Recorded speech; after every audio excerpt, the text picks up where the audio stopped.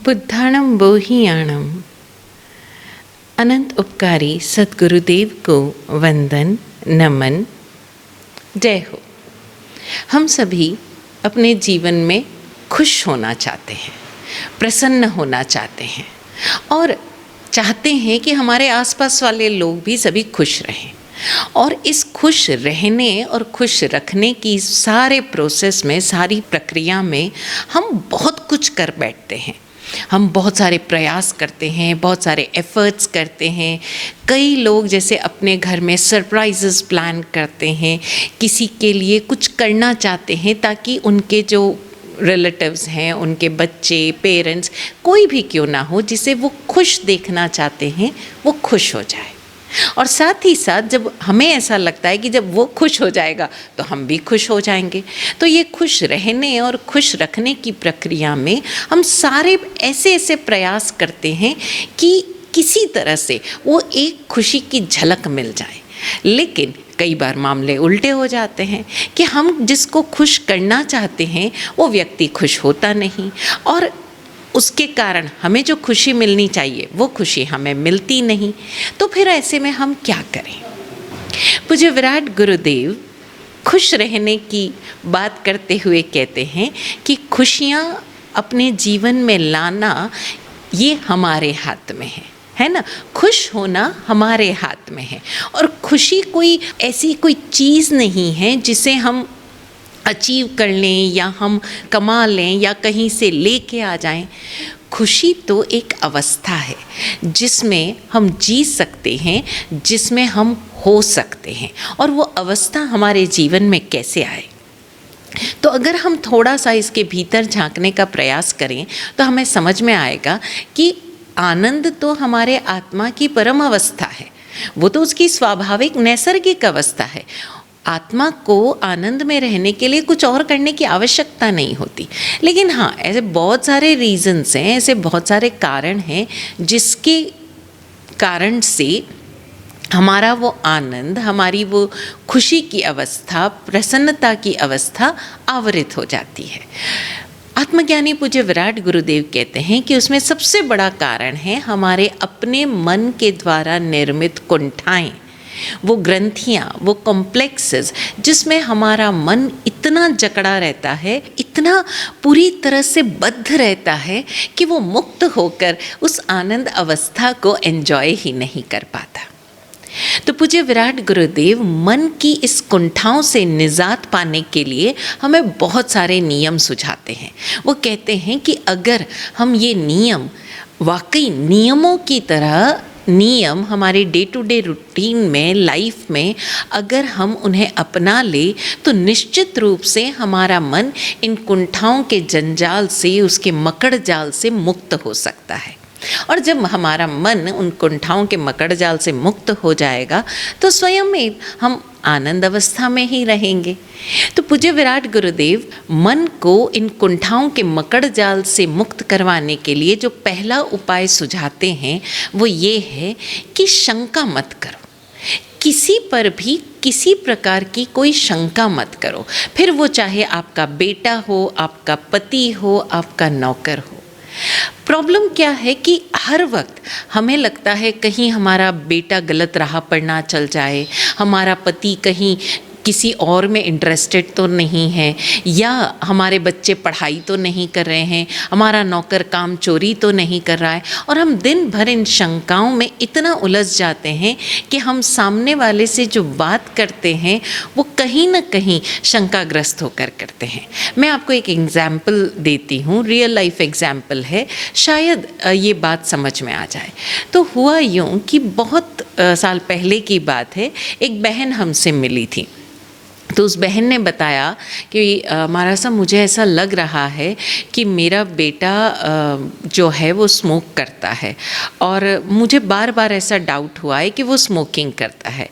तो मैंने उनसे कहा कि आप ऐसा कैसे कह सकते हो, क्योंकि आपके घर में और तो कोई स्मोक नहीं करता, तो आप ऐसा कैसे कह सकते हो कि आपका बेटा स्मोक करता है। बोले नहीं, मुझे ऐसा 4-5 बार ऐसा डाउट हुआ, तो मैंने क्या किया कि अपने जो नौकर है, अब वो जो नौकर है वो बिल्कुल बच्चा सा है ना, मतलब अगर उनका बेटा 12वीं कक्षा में या फर्स्ट ईयर में है तो वो बच्चा शायद 8वीं-10वीं में पढ़े उतना होगा। तो वो जो नौकर है घर में इधर उधर छोटे मोटे काम करता है। तो बोले मैंने अपने उस नौकर को उसके पीछे भेजा। 1-2 बार मैंने बेटे को देखा कि वो छत पर जा रहा है, तो मैंने अपने उस नौकर को बोला जा तू देख कर आ भैया ऊपर क्या कर रहा है। और फिर मैंने 1-2 बार जैसे ही वो बेटा छत से नीचे आया तो मैंने उस नौकर को भेजा कि देख कर आ, कहीं तेरे को कुछ मिल रहा है क्या। तो उस नौकर ने आकर मुझे बताया कि वो स्मोक कर रहा था। फिर एक बार उस नौकर ने मुझे वो माचिस की डिब्बिया, अब आप ही बताओ वो बेटा उस माचिस की डिब्बिया से क्या करेगा, तो वो माचिस की डिब्बिया देखी। मैंने एक बार है ना डस्टबिन में उस नौकर ने मुझे बताया कि आज मैंने वो सिगरेट का पैकेट देखा। तो इस तरह से मैंने नौकर से बात की। मैंने उस बहन से कहा आपने सबसे बड़ी गलती की कि आपने अपने नौकर को उसके पीछे करवाया। बोले क्यों महाराज साहब। मैंने कहा आप अपने बेटे से डायरेक्ट पूछ लेते। मैं उससे डायरेक्ट पूछती तो वो मुझे सच बताता क्या। मैंने कहा यही हम सबसे बड़ी भूल कर रहे हैं। पहली बात कि आप अपने बेटे पर डाउट कर रहे हो, भरोसा नहीं कर रहे हो। भरोसा करो कि आपका बेटा आपको सत्य बताएगा, और अगर वो सत्य बताने में आनाकानी कर रहा है तो कहीं न कहीं हमारे पूछने के तरीके में गड़बड़ है। दूसरी बात, आपने अपने नौकर को एक इंस्ट्रक्शन दे दिया, अनजाने में एक बात समझा दी कि आप अपने बेटे की जासूसी उस नौकर से करवा रहे हो, यानी आप अपने बेटे से ज़्यादा उस नौकर पर भरोसा कर रहे हो। अब आप जाने अनजाने उस नौकर को ये मौका दे रहे हो कि वो आपके बेटे को किसी रूप में या तो ब्लैकमेल कर सकता है या आपको आकर झूठ बता सकता है, क्योंकि पहले जब उसने 3-4 बार सच बताया है तो आपने उस पर भरोसा किया है। तो आज जब वो झूठ भी बताएगा तो आप उसी पर भरोसा करोगे, अपने बेटे पर नहीं। और इस तरह से आप अपने बेटे के साथ अपना रिश्ता कमज़ोर कर रहे हो। अब वो आप पर कभी भरोसा नहीं कर पाएगा। वो आहत होगा कि मेरी माँ ने मुझसे अधिक नौकर पर भरोसा किया, उसे मेरी बात पर भरोसा नहीं, वो मुझ पर डाउट करती है। दूसरी चीज़, अब वो जानबूझकर और कुछ ऐसे काम करेगा कि अब आप मुझे पकड़ कर दिखाओ। तो कुछ तरह से हमने बात फैला दी। वो माँ को मेरी बात तो समझ में आई। तो बोले अब मैं क्या करूँ महाराज साहब। मैंने उनसे कहा बहन, पहली बात, आज से आपका नौकर आपको अगर आकर कभी बता भी दे कि मैंने भैया को स्मोक करते हुए देखा है, आप उसकी बात को तुरंत वहीं पर रोक दे। मुझे पता है आइंदा से तुझे इन सारी बातों का ध्यान रखने की ज़रूरत नहीं। दूसरी बात, कभी भी वो कुछ बात आपको ऐसा प्रमाण भी ला कर दे तो बड़े प्यार से उसे सुनकर समझकर अच्छा धन्यवाद, आगे चलो। कारण कि एक बार अगर आपने उस नौकर की बात पर भरोसा किया है और आज नहीं करोगे तो वो उसे लगेगा कि आप उस पर डाउट कर रहे हो। अब ये जो हमारी डाउट का एक बीज था वो कितनी जगह फैल चुका है। तो पहली बात तो अब से वो कुछ भी आपसे आकर कहे आप उसे लेट गो करें, सुन लें और लेट गो करें। दूसरा कि आप अपने बेटे से डायरेक्ट पूछें और पूछ कर उसे डांटे नहीं, उसे किसी प्रकार समझाने का प्रयास नहीं करें। बस इतना ही कि मैं जानना चाह रही थी। इस तरह जब हम शंका करना छोड़ते हैं तो हमारे रिश्ते तो मजबूत होते ही हैं। दूसरा, हमारे भीतर हमारी जो सोच और विचार की दिशा है वो गलत राह की अपेक्षा एक सही दिशा में मुड़ती है। हमारे भीतर जो डाउट्स है वो कहीं न कहीं असुरक्षा और भय का रूप ले लेंगे। अब यहाँ पर हम देखें कि कई बार मदर्स अपने बच्चों को फ़ोन करके पूछती रहती है, अच्छा मुझे बताओ तुम कहाँ हो, अच्छा वीडियो कॉल करो।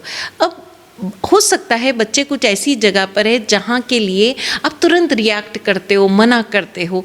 कोई उसका ऐसा मित्र है जिससे मिलने की उसे इच्छा होती है, लेकिन हाँ, हो सकता है आपको पसंद ना आए, हो सकता है वो मित्र आपके मापदंडों पर खरा ना उतरे, लेकिन मित्र है। हर तरह के लोग दुनिया में होते हैं।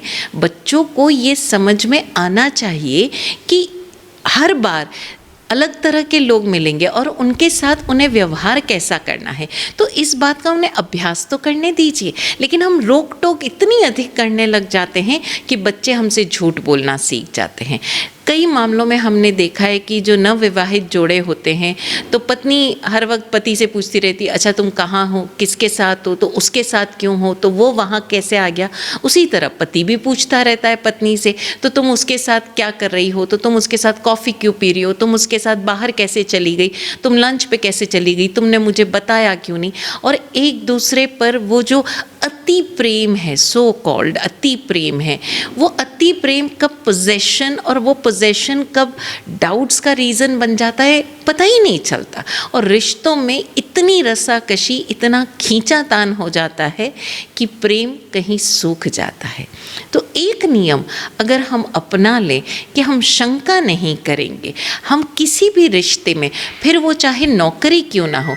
कई बार हम देखते हैं कि घर में एक मेड आती है, वो बेचारी पहली बार जब आपसे कहती है कि कल मैं लेट आऊँगी, मेरे घर में कुछ काम है, काहे का काम है, तुम तो काम चोरी करना चाहती हो, और हम न जाने उसे क्या क्या कह देते हैं। मतलब उसने जब सत्य बात बताई तब हमने भरोसा नहीं किया। अब वो क्या करेगी, हर बार आपको जब उसके घर में ज़रूरी भी काम होगा ना, वो कुछ ऐसा रीज़न बताएगी जिसके कारण आप उसे माफ़ कर देंगे या छुट्टी देंगे, या फिर वो आपको सही रीज़न बताएगी ही नहीं। चाहे नौकरी क्यों ना हो, एक बार पूछ लीजिए क्या हुआ, क्यों लेट हो गए, क्यों आज तुम छुट्टी ले रहे हो। और आप अगर एक एम्पैथेटिक तरीके से, यानी उसकी मजबूरी को समझकर, उसके उन लॉजिकल रीज़न को समझकर, भले ही वो झूठ बोल रही हो सही बोल रही हो, लेकिन अगर आप उसे स्वीकार कर लेते हो तो अगली बार वो बंदी या बंदा जो भी आपके लिए काम कर रहा है वो आपको सही रीज़न ही देगा, क्योंकि कहीं ना कहीं मन में गिल्ट होगा। वो अपनी आंखें भी पहचानता है और आपकी आंखें भी पहचानता है। वो जानता है कि मैंने झूठ बोला है, फिर भी जो मेरा बॉस है वो मुझे माफ़ कर रहा है, तो अगली बार वो सही रीज़न देगा। और सही रीज़न पर आप जब भरोसा करेंगे तो हो सकता है कि वो आपसे मदद भी मांगे, और इस तरह एक जो रिश्ता है वो मजबूत होता है। हम सभी इस दुनिया में परस्परोपग्रहो जीवानाम की तरह से जीते हैं, यानी हम अकेले नहीं जी सकते, हम सभी के सहयोग के साथ ही अपना जीवन यापन करते हैं। और इस सहयोग के लिए हम एक दूसरे के आभारी बने, एक दूसरे का सहयोग लेना भी सीखें और देना भी सीखें। और लेने देने की इस कला का सिंपल सा सीक्रेट मूल मंत्र है, और वो है आभार देना, ग्रेटफुल होना, थैंकफुल होना। तो हम सब आज से अपने जीवन में खुशियों को आमंत्रित करना, न्योतना, जीना शुरू कर दें। और उसका सिंपल सा उपाय क्या है कि हम शंका नहीं करेंगे, जो भी बात है तुरंत क्लियर की। और अगर कहीं क्लियर नहीं हो रही है तो इस बात का डाउट ना करें कि कुछ गड़बड़ है। ये जो कुछ गड़बड़ है, ये एक लाइन, ये 3 शब्द कुछ गड़बड़ है, ये 3 शब्द हमारे मन की शांति को पूरी तरह से लील जाते हैं। भाई कोई गड़बड़ है ही नहीं, और अगर है तो हुआ करे, अपने आप ठीक हो जाएगी। अगर गड़बड़ आई है तो गड़बड़ चली भी जाएगी। तो इस गड़बड़ में हम हड़बड़ाएं नहीं और हम मस्त मौला होकर जिएं। ये इतना सा मूल मंत्र याद रखें। किसी प्रकार की शंका नहीं तो गड़बड़ नहीं, जब गड़बड़ नहीं तो हड़बड़ नहीं, और जब हड़बड़ नहीं तो सब चीज़ मस्त मस्त। सबके जीवन में ऐसा ही हो, यही सद्भावना। ओम शांति।